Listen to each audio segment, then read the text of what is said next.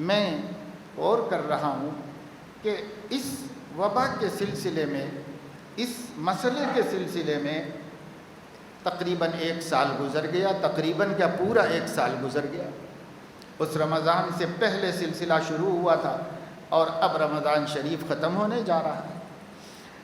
1 سال گزر گیا، دنیا کے سائنسدانوں، دنیا کے ڈاکٹروں، دنیا کے حکمرانوں، دنیا بھر کے علماء، دنیا بھر کے اسکالرز، سب کی رائے الگ الگ ہے۔ اتنی بے شمار رائیں شاید ہی کسی وبا، کسی بیماری کے لیے آج تک آپ نے سنی ہو۔ اتنی بے شمار خیالات جنگل کی طرح، اس کا خیال الگ، اس کا خیال الگ، اس کا خیال الگ، اس کا خیال الگ۔ اور ان خیالات کے بھئی یہ ہے کیا، اس کے سلسلے میں بے شمار خیالات کے گننا مشکل ہے۔ اتنی رائیں، اتنی تحقیقات اور اتنے یقین کے ساتھ، اتنے وضوح کے ساتھ کہ گویا وہ وحی الہی ہو، اس طرح ہر شخص اپنی جگہ پر، اپنے مانے ہوئے پر اطمینان رکھ کر کے بیٹھا ہوا ہے کہ جو میں سمجھ رہا ہوں بس یہ خدا کی وحی، اس کے خلاف جو سمجھ رہا ہے بس غلط ہی سمجھ رہا ہے۔ اور اس میں ہر شخص اپنے آپ کو مجتہد بنایا ہوا ہے، ہر شخص کی اپنی رائے۔ اور اس بیماری سے نکلنے کے سلسلے میں تو سنتے سنتے کان پکتے، کتنی رائے ہیں، کتنی رائے ہیں۔ اور ہر آدمی کا اتنا یقین ہے جیسے اس کی بات آسمانی وحی۔ آپ فلاں چیز لے لیجئے، فلاں چیز لے لیجئے، فلاں چیز لے لیجئے، اس کو اس طریقے سے پیس لیجئے، اس کو اس طریقے سے ابال لیجئے، اس کا ایسا کاڑھا بنا لیجئے، اس کا یہ کر لیجئے، اس کو چاٹ لیجئے، اس کو نگل جائیے، اس کو سونگھ لیجئے، کچھ نہیں ہونے والا ہے۔ لیکن ہونا تو چل رہا ہے۔ اگر اتنا ہی آسان ہوتا بچنا تو پھر کتنے لوگ ہیں جو ہم لوگوں کے مقابلے میں بہت زیادہ احتیاط کرنے والے ہیں۔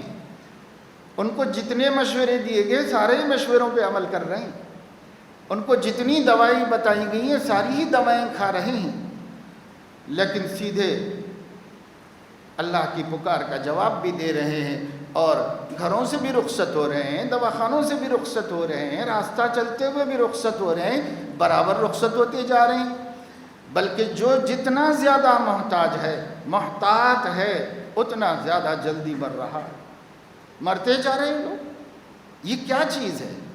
دنیا حیران ہے، عقلاء حیران ہیں، سائنٹسٹ حیران ہیں، حکمراں حیران ہیں، انسانیت کی خدمت کرنے والے جتنے ادارے ہیں وہ سارے ادارے حیران ہیں۔ ایک آکسیجن کی سپلائی کرنے کے لیے بڑے بڑے ادارے حیران ہیں، پریشان ہیں۔ تو یہ حیرانی کیا ہے؟ تو میں یاد دلانا چاہتا ہوں تمام مسلمان بھائیوں اور بہنوں کو، ترمذی شریف میں حدیث ہے، سرور عالم صلی اللہ علیہ وسلم نے فرمایا، اللہ تعالیٰ فرماتا ہے جب حضور علیہ السلام اللہ کی طرف سے کوئی بات سنائیں تو وہ حدیث قدسی کہلاتی ہے، اور کلام الہی کہہ کر سنائیں اور لکھائیں تو وہ قرآن مجید ہے۔ اس سے ہٹ کے بھی حضور کے پاس وحی آئی ہے اور وہ اللہ نے فرمایا اور حضور علیہ السلام نے اس کو روایت کیا۔ ایسی روایتوں کو حدیث قدسی کہتی ہے۔ اللہ تعالیٰ مقدس ہے اس لیے اس کی باتیں بھی مقدس ہیں۔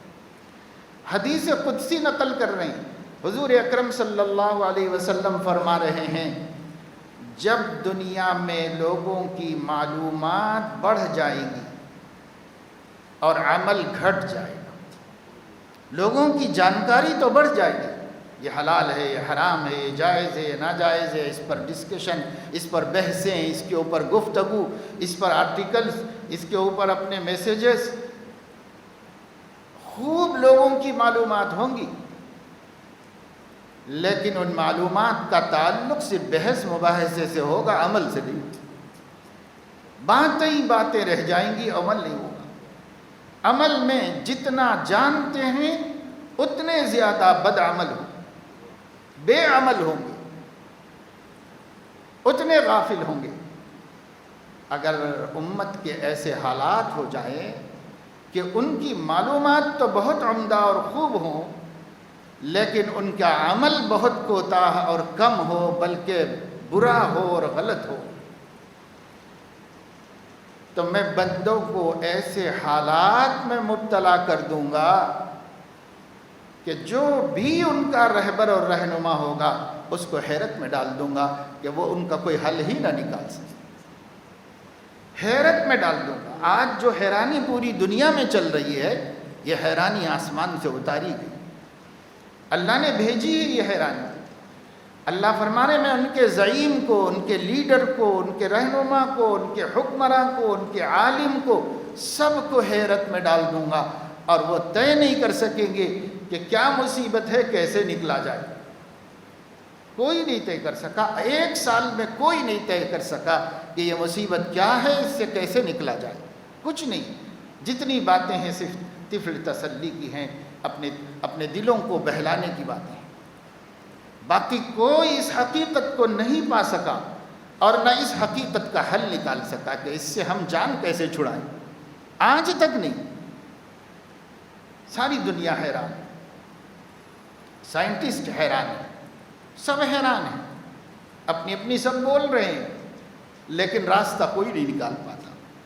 یہ بات اللہ نے خود فرمائی، اور اس کے بعد اللہ رب العزت فرما رہے ہیں، ان حالات کی خبر دینے کے بعد یہ فرما رہے ہیں، میں ایسا کیوں نہ کروں بندوں کے ساتھ؟